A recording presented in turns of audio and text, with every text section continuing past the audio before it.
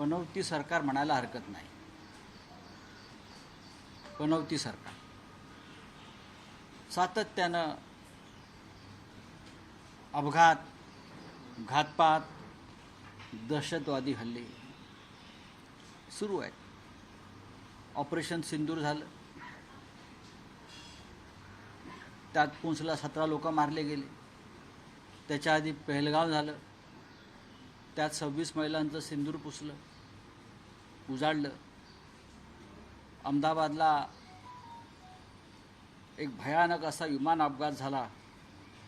तो आता अपघात की आणखी काय तपास सुरू राहील. त्यातही महाराष्ट्राचे 15 ते 16 लोक मरण पावले.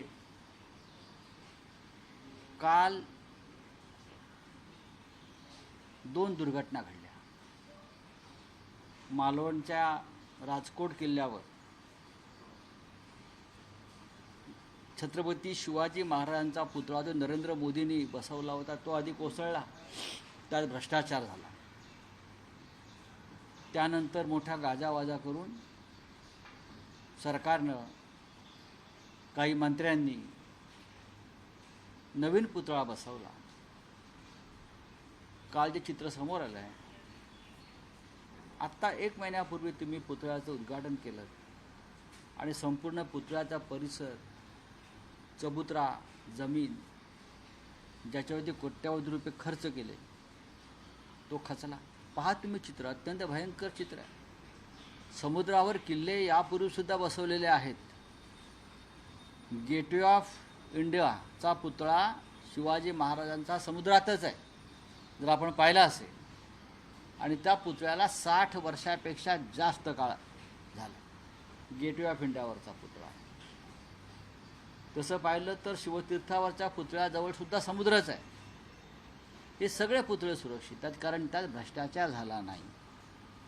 पण मालवणच्या पुतळ्यामध्ये पुन्हा एकदा भ्रष्टाचार झाला का? ते पैसे कुठे वळवले का? ही शंका लोकांना येते. त्यानंतर दुसरी अत्यंत दुर्दैवी आणि गंभीर घटना पुणे जिल्ह्यात घडली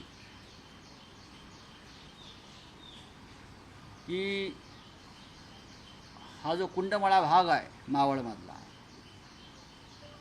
त्यातला इंद्रायणी नदीवरचा एक पूल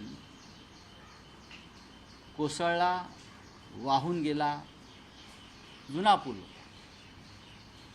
आणि नक्की किती लोक मृत पावलेत याच्याविषयी खरा आकडा अद्याप बाहेर आलेला नाही. लोक वाहून गेले.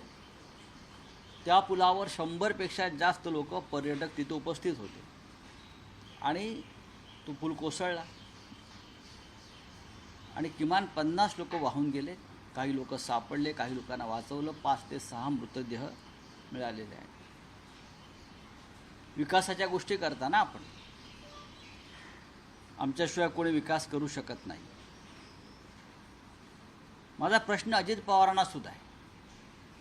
त्या जिल्ह्याचे पालकमंत्री सन्माननीय अजित पवार आहेत अनेक वर्ष, आणि आपण त्या जिल्ह्याचे पालकमंत्री असल्याबद्दल त्यांना गर्व आहे आणि अहंकार सुद्धा आहे की मी आणि पुणे जिल्हा हे कोणी वेगळं करू शकत नाही. मग कालच्या दुर्घटनेची जबाबदारी अजितदादा पवार पालकमंत्री म्हणून आपण घेणार आहात का, की झटकून टाकणार आहात? कारण तुम्हाला मी काल काहीतरी एक पाहिलं, एका पत्रकाराला दम देत होते. त्यांना सगळंच माहीत असतं. मग त्यांना हा पूल जुना झाला आहे आणि त्या ठिकाणी आपला आमदार आहे सुनील शेळके नावाचा, ज्याला घेऊन ते फिरत असतात, ज्याच्या निवडणुकीवरती कोट्यावधी रुपये खर्च झालेले आहेत, कोट्यावधी. पण 1-2 कोटीचा पूल गेल्या अनेक वर्षामध्ये पालकमंत्री उभा करू शकले नाहीत. पालकमंत्री अशा लहान सहान कामात झोपलेले असतात आणि ही मोठे बिल्डरांची कामं, मेट्रोची कामं, मोठ्या ठेकेदारांची कामं, ह्यात पालकमंत्री जागे असतात, बाकी झोपलेले असतात. काल जे बळी गेले त्याला जबाबदार कोण? जबाबदार कोण? हे अजितदादा पवारांनी सांगायला पाहिजे. आणि सरकार या बाबतीमध्ये किती गंभीर आहे. कागदावरती म्हणे हे पैसे मंजूर झाले आहेत. किती? त्या पुलाच्या निर्मितीसाठी सरकारनं पैसे मंजूर केले आहेत कागदावर. मग पूल का नाही झाला? पैसे गेले कुठे? मंजूर झालेले पैसे गेले कुठे? पैसे मंजूर झालेत ना. बाकी सगळ्या गोष्टींना पैसे मिळत आहेत. मतं विकत घ्यायला मिळत आहेत, आमदार खासदार विकत घ्यायला कोट्यवधी रुपये मिळत आहेत, निवडणुकीमध्ये मिळत आहेत, लाडक्या बहिणींची मतं विकत घ्यायला पैसे मिळत आहेत. पण काल 41 लोकांचे जे बळी गेले आणि एका पुलामुळे तो पूल दुरुस्त करायला पैसे. मला एक फार इंटरेस्टिंग पत्र माझ्यासमोर आहे. 11 जुलै 2024 रवींद्र चव्हाण, सार्वजनिक बांधकाम खात्याचे मंत्री, त्यांनी हे जे काम आहे कुंडमाळा रस्ता बरं का 31 आणि इंद्रायणी नदीवर जोड रस्त्यासह मोठ्या पुलाचे बांधकाम करणे, तालुका मावळ, जिल्हा पुणे, अशा कामाला मंजुरी दिली रवींद्र चव्हाण यांनी. आणि हे त्यांनी कोणाला कळवलेलं आहे? रवींद्र भेगडे, अध्यक्ष भाजप मावळ तालुका. त्यांच्या सहीचं पत्र आहे. मंत्री सही करताना सुद्धा किती नॉन सिरियस असतात, झोपून असतात. अशा 8 कोटीचं काम आहे असं मी ऐकलं, पण पत्रावर सही आहे 80,000. हे पहा, म्हणजे आपण कोणत्या कागदावर सही करतो आहोत, म्हणजे किती गांभीर्य आहे अशा कामं. 80,000च्या पत्रावर रवींद्र चव्हाण यांनी केलेली सही आहे, आपण पाहू शकता.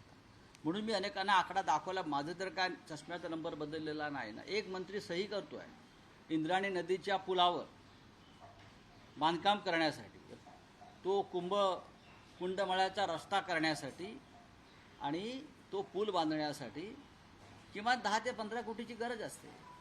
पण पीएनी पत्र टाईप केलं, कोणाला तरी खुश करायचं आहे, पत्र द्यायचं आहे, चला तुमचं काम मंजूर केलं. 80,000 पाहू शकता आपण. येताना मी काही माझ्या पत्रकार मित्रांना हा आकडा दाखवला. माझं काय चुकतं आहे का? 80,000चं पत्र रवींद्र चव्हाण देतात इंद्रायणी नदीवरच्या पुलासाठी. आणि भाजपचे मावळचे प्रांताध्यक्ष जे आहेत कोणी तिकडले, ते हसत हसत घेऊन जाऊन दाखवतात. काल तो पूल कोसळला, लोक वाहून गेले, लोक मेले. हे या सरकारचं, मंत्र्यांचं आणि भाजपा पुढाऱ्यांचं जनतेच्या प्रती असलेलं प्रेम. अजितदादा पवार कालपासून काय बोलल्याचं मी पाहिलं नाही. एरवी मोठ्या मोठ्यानं तावातावानं बोलत असतात, बोलत असतात. जबाबदारी नाही का पालकमंत्र्यांची? कुठे फिरताय तुम्ही? पुणे शहराच्या बाहेर काय करतायत तुमचे आमदार? सुनील शेळके त्या भागाचे आमदार आहेत. अजितदादांना शरद पवारांपासून तोडून देणारे जे काही आमदार होते त्याच्यात ते वरचे आमदार आहेत. पवारसाहेबांच्या तिकीटावर निवडून आले ते आणि अजित पवारांबरोबर गेले, तेच ते आमदार मला वाटतं. पण आपल्या मतदारसंघामध्ये काय चाललं आहे, काय धोकादायक बांधकामं होत आहेत, काय विकास करायचा त्याच्याविषयी कुठेही काही आपल्याकडे. आमचे राज्याचे मुख्यमंत्री आदेश दिले आहेत चौकशीचे. खरं म्हणजे तुमची चौकशी केली पाहिजे. मुख्यमंत्री काय करतायत तुमची चौकशी केली पाहिजे. तुम्ही आल्यापासून राज्यामध्ये जी दुर्घटनांची मालिका सुरू आहे, भ्रष्टाचारांच्या मालिका सुरू आहेत, हे कालचे बळी हे भ्रष्टाचाराचे आणि बेफिकिरीचे बळी आहे. तुम्ही जे पत्र दाखवलं, हां ते जे अत्यंत गंभीर घटना आहे की साधारण कोट्यवधी रुपये अशा पुलाच्या निर्मितीसाठी. पण पत्र देतात ना, मंजूर केलंय. मंजूर केले तर ते जे झालेले मंजूर झालेले पैसे तरी वापरले गेले नाही. ते कोणाच्या खिशात गेले? पैसे वापरले गेलेले नाहीत, मंजूर झालेले आहेत. मूळ आकडा 8 ते 10 कोटीचा असावा. पण त्यानंतर मंत्र्यांनी ह्याला पत्र द्या, त्याला पत्र द्या, त्याला पहा ना तुम्ही पैसे कुठे गेले? मंजूर झाले आहेत ना. कालच्या पूल दुर्घटनेला आणि कालच्या बळींना अजितदादा पवार जेवढे जबाबदार आहेत तेवढे त्यावेळचे मुख्यमंत्री जे कोणी असतील ते सार्वजनिक बांधकाम मंत्री यांच्यावरती सदोष मनुष्यवधाचा गुन्हा दाखल व्हायला हवा.